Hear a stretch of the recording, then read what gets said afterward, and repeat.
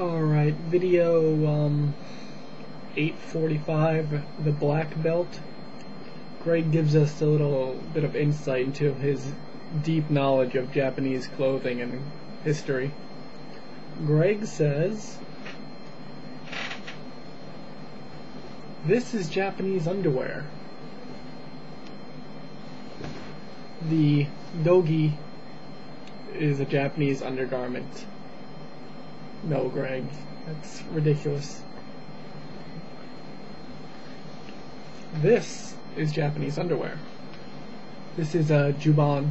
You wear it underneath your kimono. Big difference.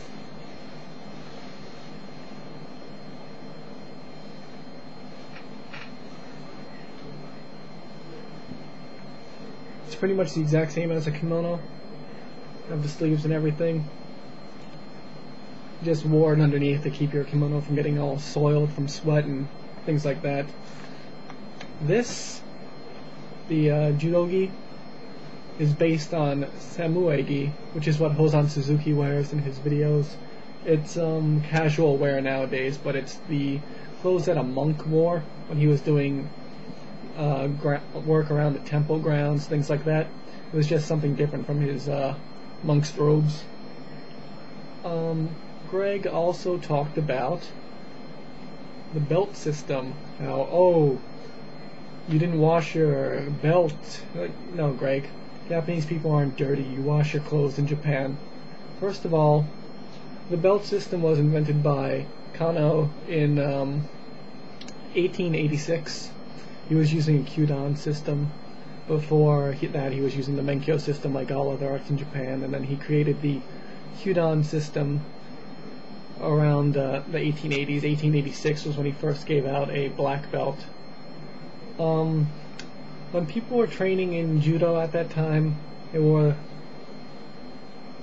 juban underneath their kimono, or hakama, any type that they could have. Sometimes they'd have ones like these, fancy ones, or sometimes they would just sew them out of anything, basically. And the belts that they used, this is the belt they would use. This is a kaku obi. This is a white kaku obi. This is what would have been used by Kyudansha. And this is, it looks blue on my webcam. It's black. I guess it's the lighting in here. And this would be worn by Yudansha.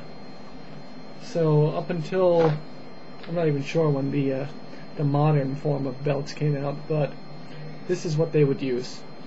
These you wear with your kimono. It's not just jerking around underwear or whatever the hell you think. I don't even know how you would come to that conclusion. You heard the myth somewhere from somebody who didn't know any clothing history. But you wash these. You don't let these get dirty.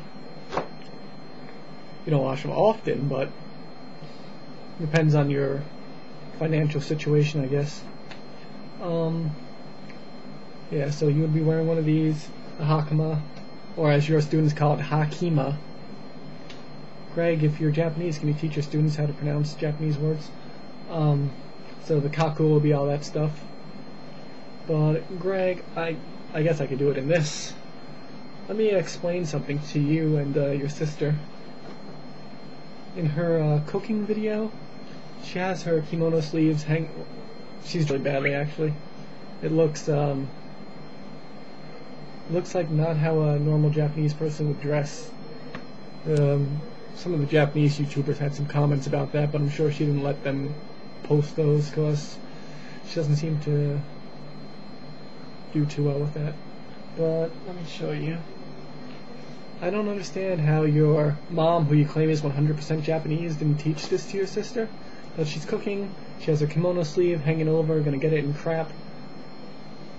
Even in Japanese martial arts, we know how to do this. Take your string, tatsuke, like this.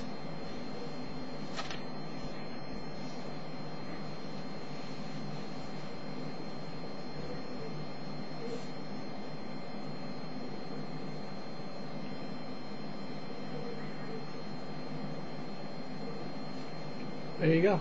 Out of your way. Use a sword. You could cook. So, I don't know what kind of Japanese person doesn't know about Japanese clothes, especially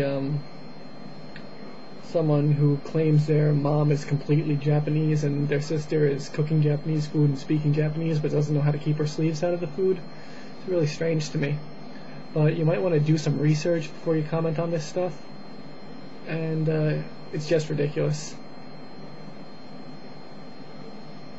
And, if you don't care about the color of a belt, what's the point of making a big deal about Adam got his black belt? So, I don't know, Greg. You're making yourself look worse and worse nowadays. It's horrible. So, maybe your students will learn something about the truth. So, that's it.